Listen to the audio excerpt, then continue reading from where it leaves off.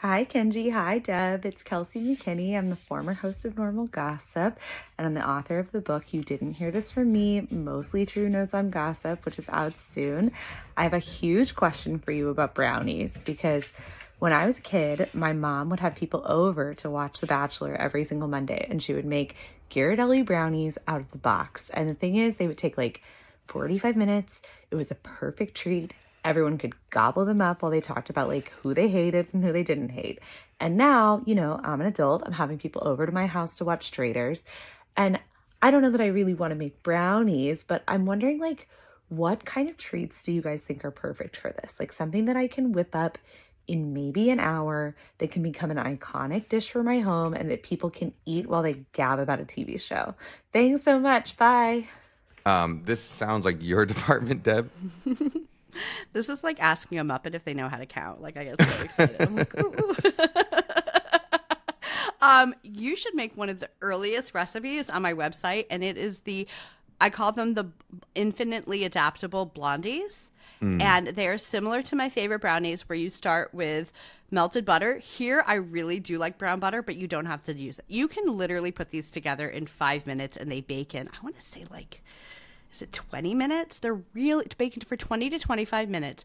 But what's so fun about them is you can add, I have so many suggestions. You can add any kind of candy. You can add nuts. You can add espresso powder. You can add like almond extract. You can like really almost anything you want to put in there. You can put bourbon in. You can put dried fruit. You can chop up candy bars. Like they are forgiving or amenable to anything you want to do. And I know a lot of people have like kind of incorporated them. It's kind of like recipe that you're going to memorize after you make once. And people definitely go berserk over them. They're very simple. I also feel strongly that blondie should have no leavener because I think they should have that fudgy texture. And so it's really just butter. We're going to use brown sugar, egg, flour, and then whatever kind of mixins you want. Obviously chocolate chips, but from there you can go wild. And you can really have fun making a mix that is all your own. That sounds great. And they smell so good when they're baking. Can I give a savory suggestion? What? No. Yeah. Yes.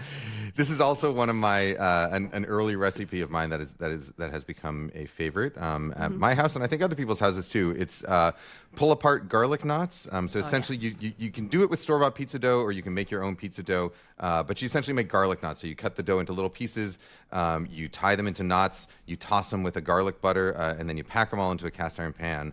And then it takes a little bit of the actual work is very minimal. It works best if you make them the day before, though, and just let them rise in the fridge overnight, and then you bake it all. And so they come out, garlicky and golden brown and delicious in a single serving pan, and you pull them apart, and then you dip them into like a marinara sauce, and you eat them like that. Wait, I want that so badly. Delicious. I just looked it up on the internet. Wait, you don't stuff them with a little piece of cheese, like a cube of cheese. I don't stuff them with a piece of cheese, but I do have some variations on Serious Eats. There's a pepperoni variation. There's like a cheesy variation. So yeah, you can definitely like what you can do is like cut up cubes of mozzarella and mix them in with the knots before packing them into the cast iron pan. So you get little like pockets of melted mozzarella that as you pull the bread out, Oh God, you these get these look little so bits of melted good. mozzarella. Well, you're nodding them, so that might be more annoying, but I think those look so good. You can, And I mean, you if could you use a don't want to feel store-bought like pizza nodding dough, it, right? you can also. Oh yeah, absolutely. Store-bought Sorry if you pizza already dough. said that. Yeah. You can okay, knot yeah, them. I'm You can also making do them like monkey bread if you want. Just like make little balls. But knotting them is fun, and I think you get more of that. The reason garlic knots are good is because they have those like little nooks and crannies to pick up the garlic butter and the bits, and which you don't really get with round bread balls or regular rolls.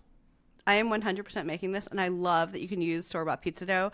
I don't know where, depending on where you're located, but I know I live in New York City, so there's a lot of pizza shops, but most of them will sell you, if you don't want to go to a grocery store, use whatever they might or might not have, almost any pizza shop you can go into will sell you the pizza dough, and they're probably great. even They're your ready local to go. Domino's will do it.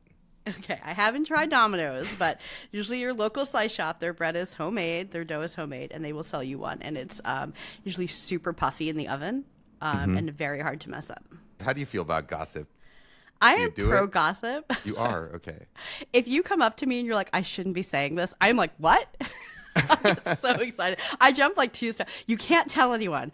I don't know if I should say this. I get so excited. I even have this thing where if you're coming over for dinner, like if we're friends enough that I can say this, if you're coming over for dinner and you ask me what you can bring, I will probably tell you cannot bring food, but I want you to bring me like the fattest, juiciest, most inappropriate piece of gossip. And what do you do with with the gossip then? Do you pass it on or just keep it to yourself? We talk about it at every dinner party for the rest of time. We are still talking about gossip that was reviewed 20 years ago. Like there's some, like it just, yeah, it definitely is not the best way to keep it safe. But there's often some wine too. I love it when people show up with like a great, juicy story. So I am pro gossip. Bring it. I think I would be more into gossip if I had a better memory. And like, I could actually remember stories, you know, like I think, or if I remembered people and I remembered who this person that you're talking about right now is and why the gossip is important. Are you kidding me? I can't even remember what my kids wore to school today, but I remember what my friend Jen told me 10 years ago at a dinner party. I remember that stuff forever. Maybe I'm just not a gossip. Well, we'll turn you into one. We'll tell you something really good and you'll remember it. I don't know. I can remember little things like that forever and it brings me great joy. Are you a snoop also? Like if your kids leave their diaries out, are you going to read them? No, I would never. Okay. I would never do that to them. I was like very violating. You know, I don't want to snoop. I don't want what I have not been given. You know what I mean? It doesn't feel right. It feels like kind of inappropriate, so or like sometimes you won't you're like, be the one who breaks the trust, but you would aid and abet someone who is breaking someone else's trust to bring you a juicy story. Yeah, I'll also tell my husband immediately because he's not going to tell anyone. I mean, anything you told me, I probably told him, and he was like, interesting, and he will remember it forever too. So watch out. But yeah, I might, you know, somebody who will never repeat it and will never hear from it might know about it, but I'm terrible. Don't tell me anything. It is not safe.